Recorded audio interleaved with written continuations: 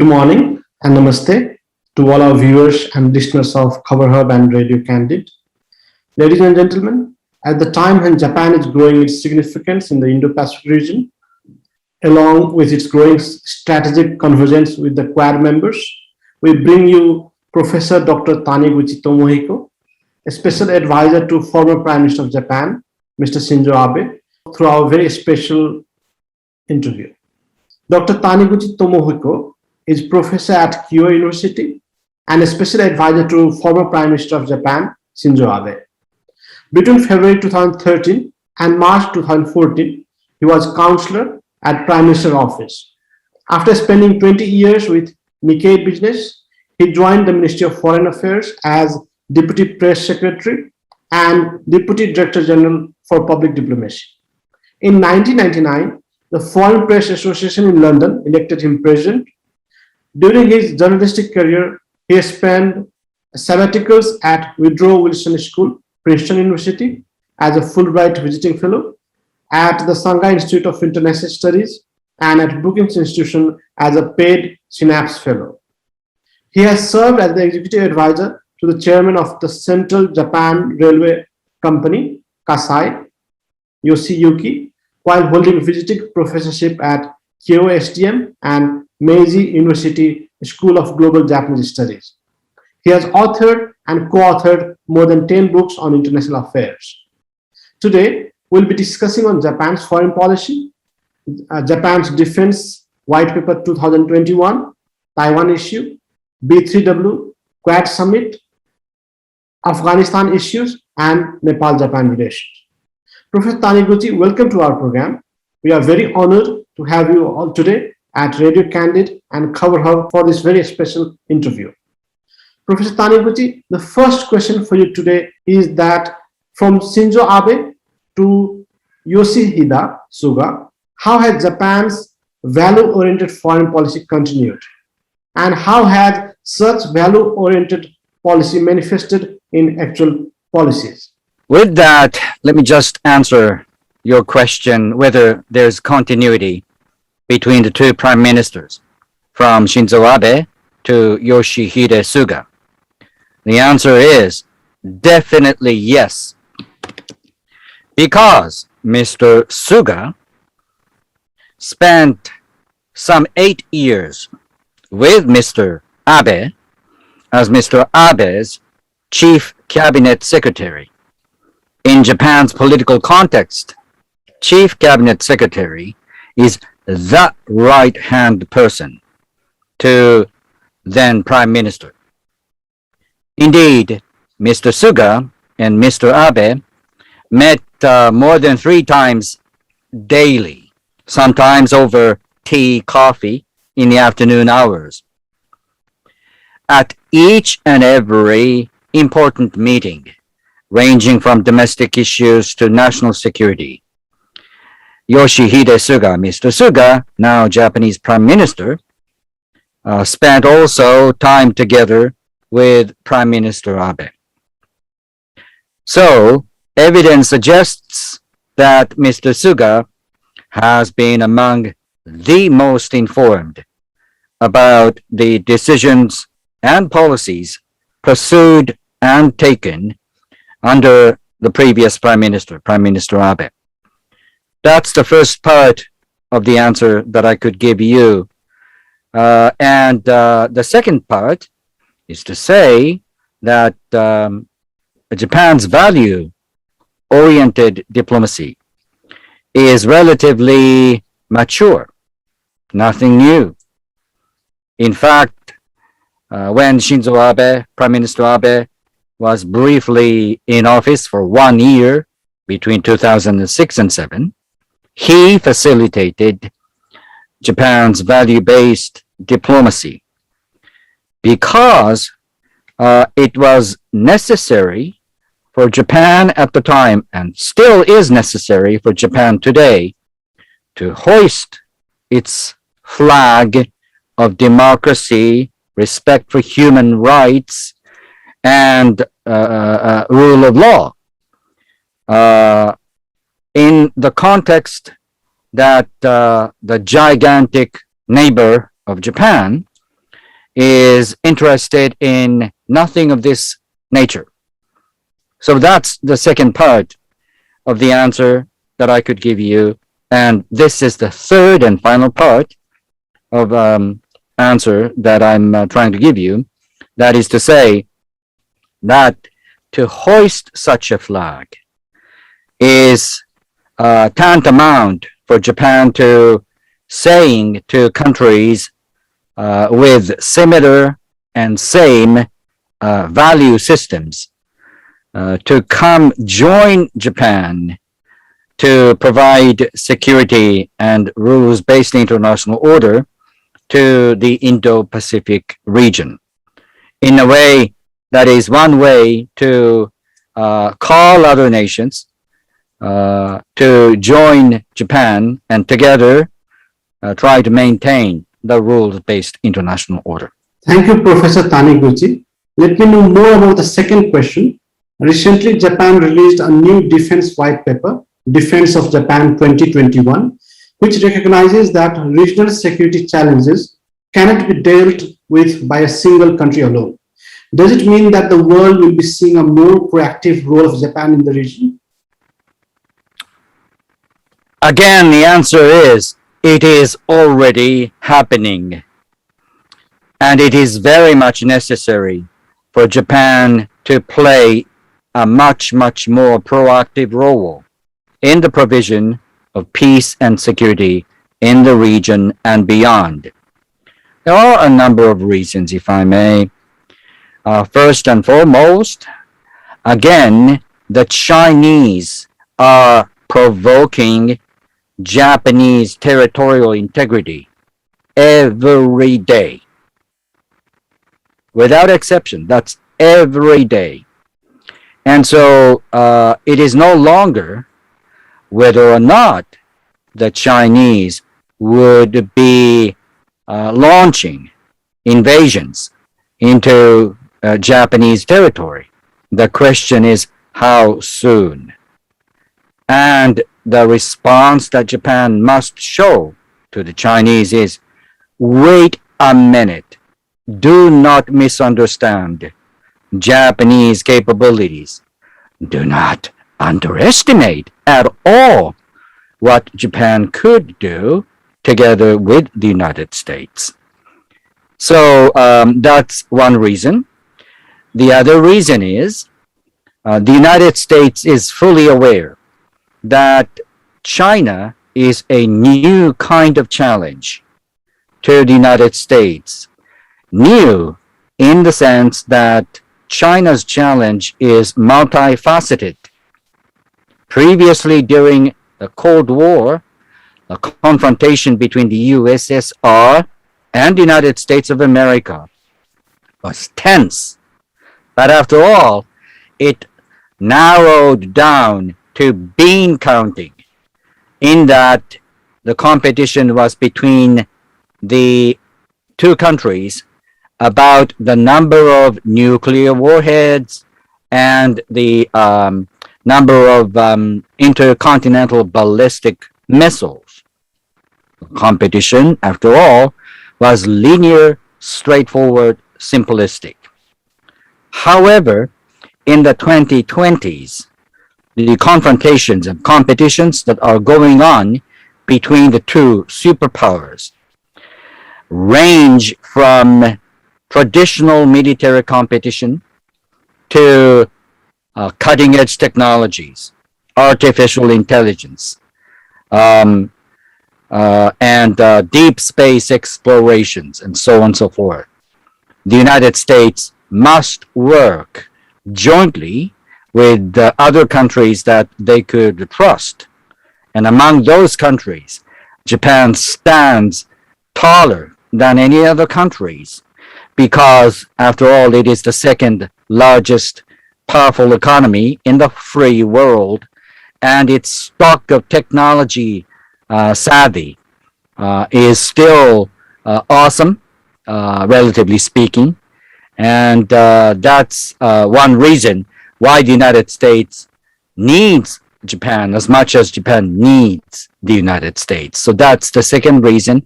And so there's a compelling rationale even more so than before, for these two countries, Japan and the United States, to join forces together and work seamlessly together. Professor, this also brings into light the other important aspect, like the new question emerged, such as what does Japan's recent decision to beef up its defense say about the strategic stability in the region? Is Japan's security environment further deteriorating? How would you respond to it? Japan's neighborhood is not so much a safe place as one wishes it to be. Let's look at let's look at Russia, which is still a formidable nuclear power and is building its arsenal in the Arctic Sea and in the Western Pacific. North Korea, that's a well-known case, never ever gives up its nuclear ambition. China is a case in point. It is a country that is increasing, not decreasing, the number of nuclear warheads. And given the advanced technologies that China is developing very much fast, partly due to industrial espionage China excels at, the country is building awesome military capacities as well. So you are faced with those three nuclear powers. Among OECD nations, Japan stands distinguished as such a country of which neighbors are all nuclear powered and all building their military arsenal still further. Moving to the next question, lately Tokyo has been issuing more strong statements in backing Taiwan against Chinese coercion. It has even been hinting at military support if any prospective aggression are to occur. How do you view Japan's newfound willingness in defending Taiwan? It does not take genius to look at the interconnectedness between the two spaces, one covering Taiwan, another covering Japanese archipelago. If indeed the continental China wants to invade into Taiwan using air capacities and surface sea capacities, Japanese Okinawa archipelago is actually the area in which China needs to neutralize Japanese capacities. Once invasions into Taiwan occur, automatically it is going to involve both the United States and Japan. So there is no separation whatsoever between the contingency scenario over Taiwan and similar threatening scenario against Japan. That much has to be understood fully by the leaders of the Chinese Communist Party. Again, misunderstanding and underestimation cause provocations, and there must be no misunderstanding on the part of the Chinese Communist Party about the intention and willingness of Japan to work with the United States to help maintain stability over Taiwan. Professor Taniguchi, let's now look at Afghanistan, which is considered as the most important actor for the security and stability of Asia at the moment. How is Japan observing the current security developments unfolding in Afghanistan? What is Tokyo's position on Kabul? Tokyo has been a front runner over the last 20 years in providing transitions from military to civilian, and those services are the ones that the Japanese government and civil society sectors have been giving to previously war-fighting juntas and groups. But it takes long commitment, and Tokyo's position is unwavering. It is going to be willing to provide that kind of humanitarian, educational support and assistance to Afghanistan in a very much long-term way, involving both government resources Tokyo is going to give to Afghanistan and the civil society's involvement. The peace process was long led by a Japanese veteran diplomat that chose to work under the Secretary General of the United Nations. So Japan is among the greatest stakeholders when it comes to whether or not peace and security can be maintained in Afghanistan. Professor, now let us focus on China. Even though Japan has been a major player, especially in Southeast Asia, in the field of infrastructure, things have changed, especially after the launch of China's Belt and Road Initiative. What hope does Japan have from the Build Back Better World partnership?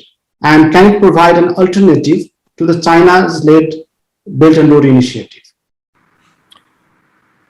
Over the last several years, over multilateral processes involving G20 meetings and G7 meetings, a consensus has emerged. That is to say, to build infrastructures in developing nations. Those projects must be sustainable, must be transparent, and must not give debt trap to the recipient countries.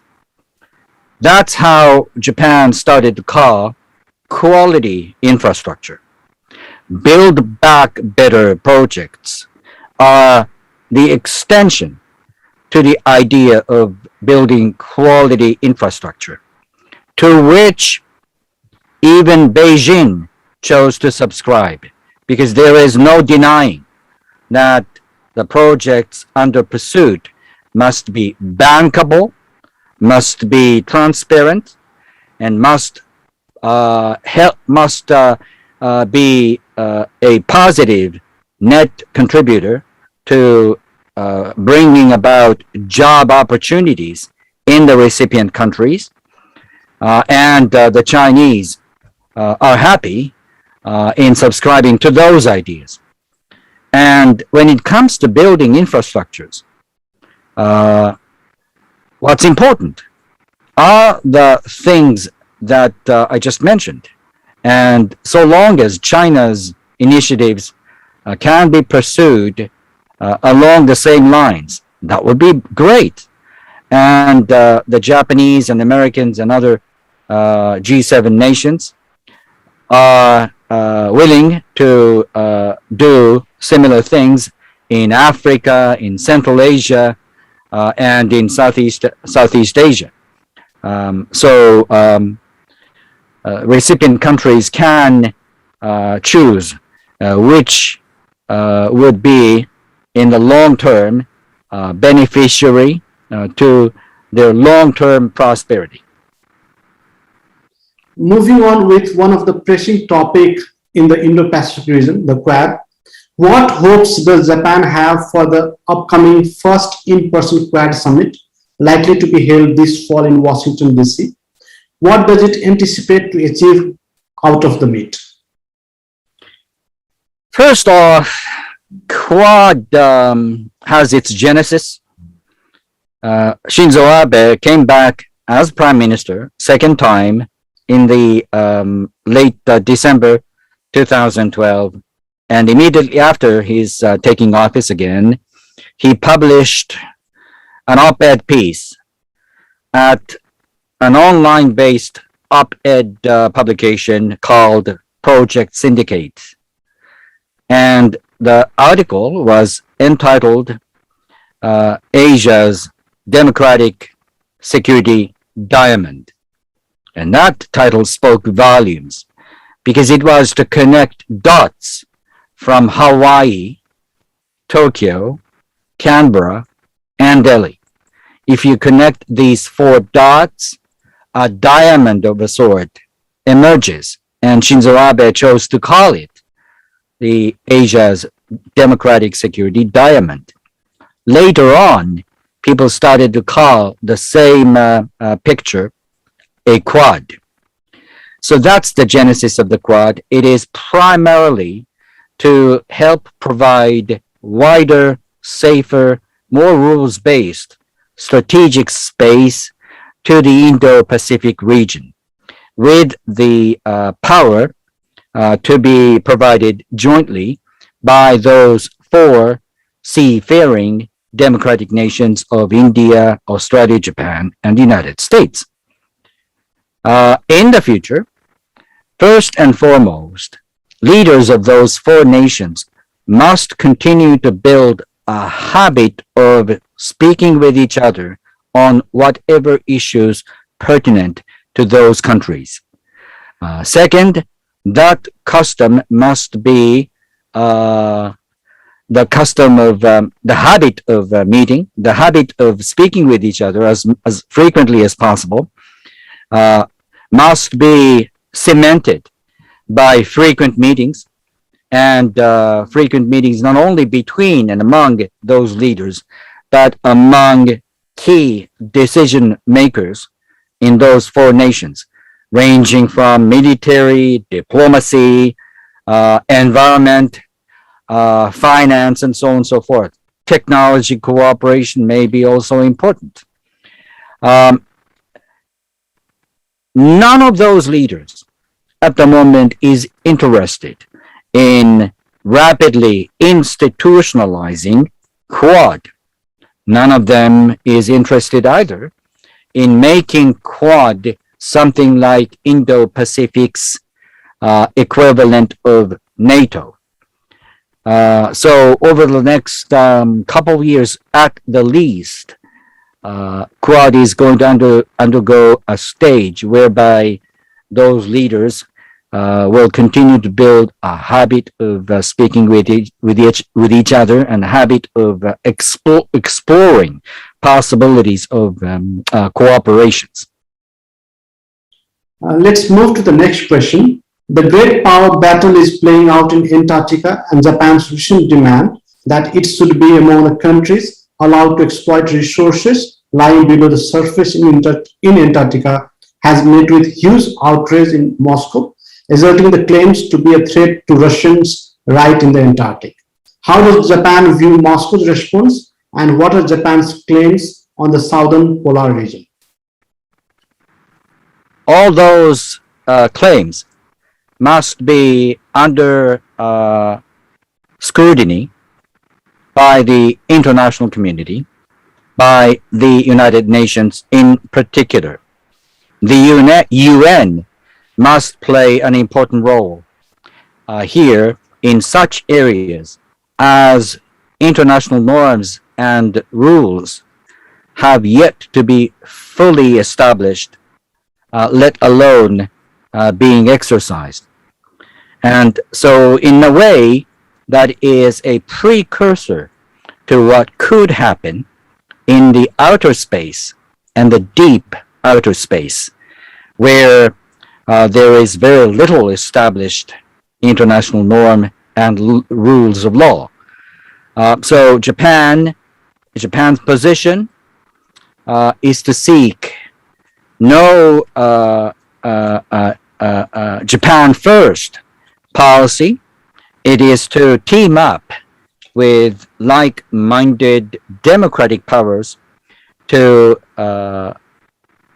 make it possible for the international community to benefit as much as possible from common attempts to develop common goods that are one of which is the resources and possibilities that you could see in places like Antarctic. Now, let us slightly touch upon Japan-Nepal relations. How would you define Nepal and Japan's relations? Where does Nepal stand in the Japanese foreign policy? First and foremost, there is no animosity at all between the two nations. That's good news. The second good news is there is an increasing number of Nepalese living and prospering in Japan. Half jokingly, may I say, in order for Japan to help build Nepalese economy, you must go to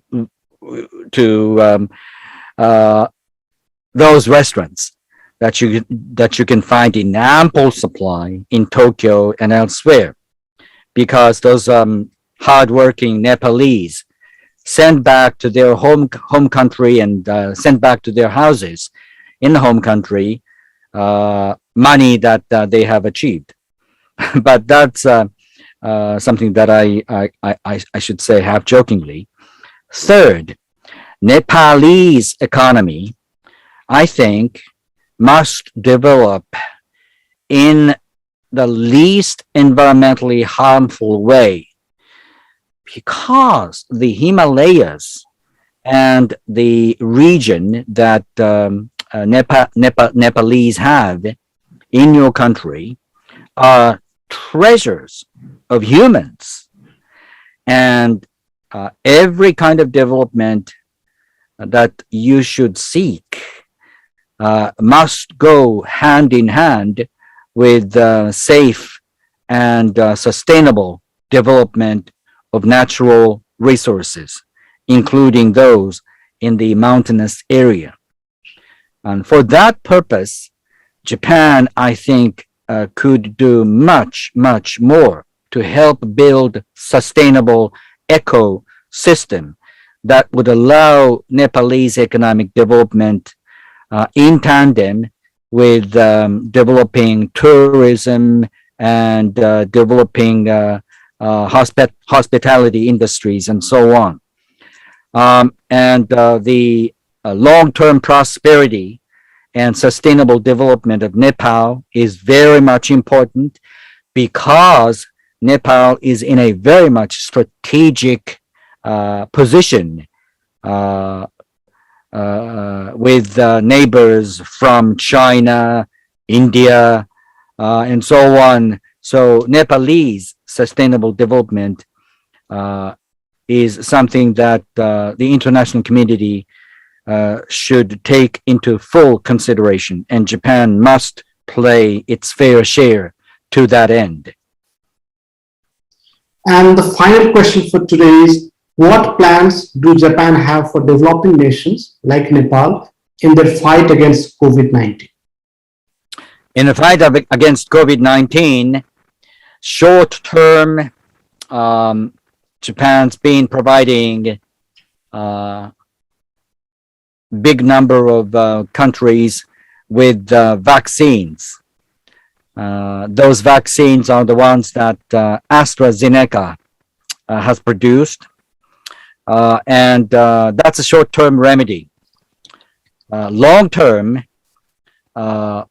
the cooperation that is going to be needed between developing nations and countries such as Japan are to do something very much obvious and evident, starting from providing universal healthcare to educational awareness, and indeed providing universal healthcare, the abbreviation of which is UHC, is something that Japan has chosen to seek as much as possible when it comes to developmental aid to developing nations, such as in sub-Saharan Africa.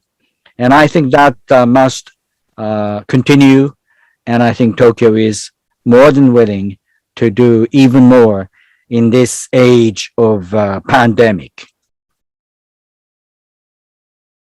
Thank you, Professor Dr. Taniguchi Tomohiko. With this, we come to the end of the very special interview of Khabarhub. Thank you for your time. We hope to have you with us in future as well. Thank you so much. Thank you, sir. You're welcome. Thank you very much for having me.